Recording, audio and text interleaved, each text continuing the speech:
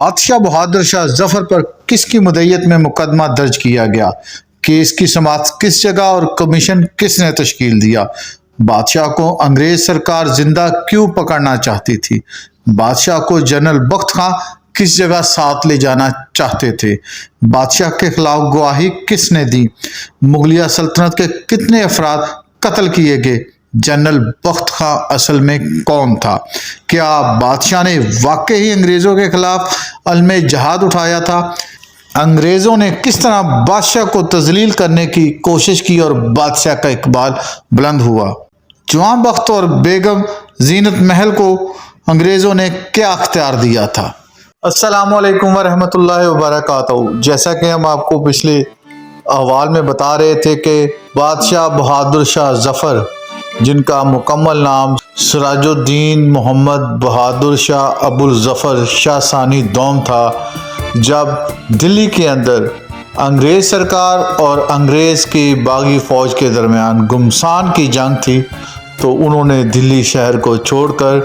اس کے مضافات میں اپنے دادا ہمایوں کے مقبرے میں جا کر پناہ لے لی تھی۔ دلی کے فسادات کے حوالے سے بہت سے رائٹرز نے اپنے قلم کو یہ تقویت دی کہ اس وقت کے حالات کے اوپر وہ لکھ سکے۔ ان کے اندر جو سب سے اہم نام ہیں ان میں ظہیر الدین دہلوی، جو کہ اس وقت بادشاہ بہادر شاہ ظفر کے شاہی ملازم تھے، منشی جیون لال جو کہ انگریز سرکار کے ملازم تھے اور دلی فساد کے بعد آنری مجسٹریٹ اور میونسپل کمشنر کی اعلیٰ عہدے پر فائز رہے۔ منشی جیون لال نے بھی اس سانحہ دلی کو اپنے ہاں بیان کیا ہے، جبکہ اسی طرح معین الدین خان، جو کہ دلی فساد کے دوران دلی قلعے کے قلعے دار تھے اور اس سے پہلے وہ وہاں کے پہاڑ گنج کے پولیس اسٹیشن کے تھانے دار تھے، ان کے حوالے سے بھی انہوں نے یہ تمام باتیں سر تھامسن کے بھائی کی جان بچانے کے بعد ان کے کہنے میں لکھی تھی اور انگریز سرکار نے انہیں بہت نوازا۔ اس طرح عبداللطیف نے فارسی میں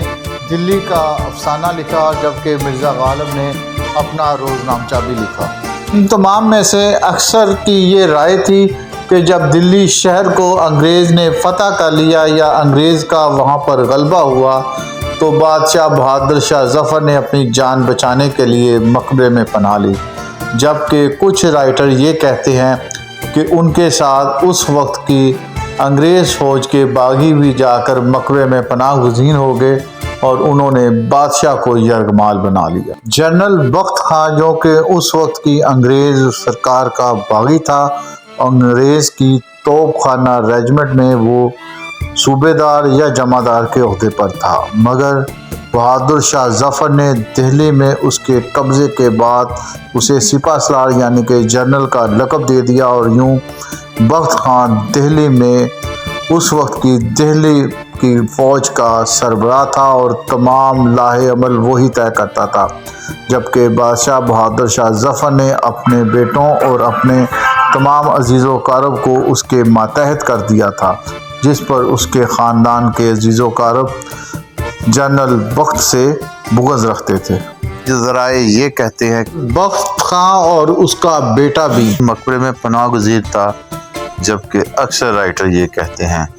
کہ وہ اس وقت جب انہیں یہ اندازہ ہوا کہ وہ یہ جنگ میں شکست کھا چکے ہیں، تو وہ دلی شہر کو چھوڑ کر لکھنؤ کی طرف بھاگ گیا اور اس نے بہت کوشش کی کہ بادشاہ وقت کو اپنے ساتھ لے جائے، مگر بہادر شاہ ثانی دوم نے ان کے ساتھ جانے سے انکار کر دیا۔ مولوی رجب علی چیف کمشنر پنجاب کے منشی تھے، آپ کو جاگیر لدھیانہ میں ملی تھی اور آپ کی سکونت دہلی میں تھی۔ آپ بادشاہ بہادر کے بہت قریبی ساتھیوں میں شمار کیے جاتے تھے۔ کیپٹن ولیم ایڈیسن نے منشی رجب علی کو ساتھ لیا اور ان کے ساتھ مفاہمت کے لیے بادشاہ وقت سے بات کی تاکہ مقبرے کے اندر خون ریزی سے بچا جا سکے۔ منشی رجب علی نے بیگم زینت محل کو اعتماد میں لیا اور بادشاہ بہادر کی جان کی امان کا وعدہ کیا۔ اس پر بیگم زینت محل سب سے پہلے مقبرے سے باہر آئی اور کیپٹن ولیم ایڈیسن سے انہوں نے مذاکرات کیے۔ اس کے بعد انہوں نے بادشاہ بہادر ظفر شاہ کو اعتماد میں لیا۔ مولوی رجب علی نے بادشاہ بہادر کو عرض کیا کہ جناب آپ دہلی قلعے میں چلیں اور وہاں پر اپنی رعایت قائم کریں۔ بادشاہ بہادر ظفر شاہ نے کہا آپ مجھ کو اس عمر میں کیوں ذلیل کرتے ہیں؟ جو کرنا ہے یہیں پہ کر لے،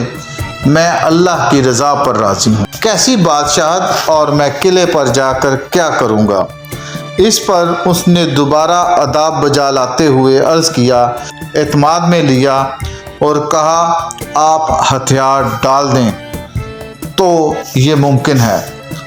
بادشاہ وقت نے 80 سال کی عمر میں کون سا ہتھیار اٹھا رکھا تھا، بلکہ وہ تو صرف اپنی جان کی امان یا مزید ذلیل ہونے سے بچنے کا راستہ ڈھونڈ رہے تھے۔ کیپٹن ولیم ایڈیسن، مولوی رجب علی وغیرہ نے بیگم زینت محل کے تھرو یہ جھانسا دیا کہ جوان بخت کو وہ ولی عہد بنا دیں گے اور آپ کو ملکہ خاندانی کلیش اور نا اتفاقی کا فائدہ اٹھاتے ہوئے بادشاہ کو اس وقت مقبرے سے باہر نکالنے کے لیے بیگم زینت محل نے تیار کیا۔ بادشاہ اپنی پالکی پر سوار ہو کر مقبرے سے جب باہر آئے تو انہوں نے کیپٹن ولیم ایڈیسن سے کہا آپ ایڈیسن بہادر ہیں؟ تو اس پر کیپٹن ولیم ایڈیسن نے سر جھکا کر ہاں میں انکار کیا۔ اس پر بادشاہ بہادر نے کہا آپ کو اپنا وعدہ یاد ہے؟ اس پر دوبارہ کیپٹن ولیم نے اس بات میں سر ہلایا اور کہا بالکل مجھے اپنا وعدہ یاد ہے۔ بادشاہ بہادر نے کہا آپ اپنا وعدہ دہرائیں۔ اس پر کیپٹن ایڈیسن نے اپنا وعدہ دوبارہ دہرایا کہ ہم آپ کو کسی بھی قسم کا جانی نقصان نہیں دیں گے، آپ ہمارے ساتھ قلعے میں چلیں۔ اصل کہانی کچھ یوں ہے کہ اس وقت کے گورنر جنرل ہند لارڈ ڈلہوزی اور چیف کمشنر پنجاب لارنس اور اس وقت کے برٹش آرمی کے کمانڈر ان چیف ہند، ان سب نے یہ فیصلہ کیا تھا کہ جنرل آرچر کے مشورے کے مطابق بادشاہ بہادر کو زندہ پکڑا جائے، کیونکہ اگر انہیں قتل کر دیا جائے تو یہ عین ممکن تھا کہ ہندوستان کی عوام اور زیادہ مشتعل ہو جائے گی، کیونکہ ہندوستان کی عوام اپنے بادشاہ سے عقیدت رکھتی تھی۔ لہٰذا حتی الامکان یہ کوشش تھی کہ بادشاہ کو زندہ گرفتار کیا جائے، اور یہ تمام کارروائی اسی لیے کی گئی جس کا بادشاہ اور اس کے خاندان کو دور دور تک اندازہ نہ تھا۔ اور دوسری طرف جب بادشاہ قلعے کے قریب پہنچا تو ان کے ساتھ ان کے عزیز و اقارب اور اہل و عیال تھے، تو اس وقت انگریز فوج کے ایک آفیسر نے انہیں روک دیا اور کہا کہ اندر بادشاہ سلامت اور خواتین جائیں گی یا ان کے ساتھ اس وقت کے ضعیف ان کے خادم جو کہ تقریباً 80 کے قریب افراد بنتے ہیں۔ انہوں نے یہ عرض کی اور یہ بہانہ بتایا کہ اگر آپ کے ساتھ تمام شہزادے اور دوسرے جوان اندر جائیں گے تو اندر اس وقت ہم اس وقت کے باغیوں کے خلاف آپریشن کر رہے ہیں، تو عین ممکن ہے کہ شناخت کے معاملے میں ہم ان کے اوپر کوئی ظلم کر دیں یا انہیں کوئی نقصان دے دیں۔ اور یوں باقی تمام قافلہ اسی جگہ پر رک گیا۔ بادشاہ کے ایک عزیز جو کہ ان کے بانجے بتائے جاتے ہیں، ان کا نام مرزا الہی بخش تھا، وہ بھی انگریز سرکار کے ساتھ مل گیا تھا اور اس نے اپنی جان کی امان کے غرض تمام بادشاہ کے شہزادوں اور عزیزوں کی شناخت کرائی۔ 30 کے قریب بادشاہ کے عزیز، جن میں 3 شہزادے، بادشاہ کے داماد، اس کے پوتے نواسے شامل تھے، قتل کر دیا گیا۔ ان کے در کو چاندنی چوک میں لٹکا دیا گیا، جبکہ سر بادشاہ کے سامنے پیش کیے گئے۔ بادشاہ وقت نے اس پر تاریخی جملہ ارشاد فرمایا کہ تیموریہ سلطنت کے فرزند اسی طرح اپنا حق ادا کرتے ہیں۔ بادشاہ بہادر شاہ ظفر پر بغاوت کا مقدمہ میجر ہیبرٹ کی مدعیت میں درج کیا گیا، جبکہ گواہوں میں غلام عباس، حکیم احسن اللہ خان، کیپٹن فارسٹ اور کیپٹن ڈگلس شامل تھے۔ استغاثہ کی جانب سے گواہوں میں بختیار سنگھ، گلشن سنگھ، چونی لال اور گلاب حسن عسکری شامل تھے۔ بادشاہ کے مقدمے کی سماعت کے لیے commission chief commissioner Punjab John Lawrence کی ہدایت پر اس وقت کے میجر جنرل ہیپننگ سی بی نے تشکیل دیا، جو کہ 27 جنوری کو لال قلعے کے دیوان خاص میں اپنی پہلی کارروائی کرتا ہے۔ بادشاہ کو 1.5 گھنٹہ کھڑے ہو کر کمیشن کے آفیسرز کا انتظار کرنا پڑا، جو کہ تذلیل کرنے کی ایک قسم تھی، لیکن بادشاہ بہادر اللہ کے ہاں سرخرو ہونا چاہ رہے تھے۔ ہوا کچھ یوں، جتنے گواہ جو کہ ہندوستان سے تھے جب عدالت کے روبرو پیش ہوتے سب سے پہلے سر خم تسلیم کرتے، اور یوں بادشاہ کا اقبال بلند ہوتا رہا۔ کمیشن کی کارروائی تقریباً 21 دن تک جاری رہی۔ بالآخر بغاوت کے مقدمہ میں بادشاہ کو جلا وطن کی سزا دے دی گئی۔ کمیشن کے تمام گواہ جو کہ اس وقت گورنمنٹ کے یا تو امپلائی تھے یا ان کے اس وقت کے وہ پٹھو تھے، کمیشن کے ممبران جب گواہوں سے سوال کرتے تو وہ اس پر ایک ہی جواب دیتے: ہم نے ایسا سنا تھا، دیکھا نہیں۔ بہرحال بادشاہ کو اس وقت بغاوت کے زمرے میں جلا وطنی کی سزا دے دی گئی، اور ان کے بیٹے بخت جمع اور ان کی ملکہ زینت محل کو یہ اختیار دیا گیا کہ وہ چاہے تو بنگال میں نظر بند ہو جائیں یا بادشاہ کے ساتھ رنگون میں۔ ناظرین اکرام، بہادر شاہ ابو ظفر شاہ ثانی کی اس کہانی کو جیسا کہ میں نے عرض کر چکا ہوں 1897 کے بعد ظہیر الدین دہلوی نے بیان کیا تھا، جو کہ مغلیہ سلطنت کے ملازم تھے، لیکن بعد سلطنت انہوں نے غیر جانبدارانہ طریقے سے اس کہانی کو اپنے انداز میں پیش کیا، جبکہ معین الدین خان قلعے دار تھا اور منشی جیون لال اس کہانی کو اپنے انداز میں بیان کرتے ہیں، جو کہ اس وقت پھر حکومت ہندوستان اور برٹش گورنمنٹ کے امپلائیز کے طور پر وہ میونسپل کمیٹی کے کمشنر رہ چکے تھے۔ تو یہ کیونکہ انفلوئنس تھا وہ انگریز کی وجہ سے، وہ ان کی بات کے اندر ایک بغض نظر آتا۔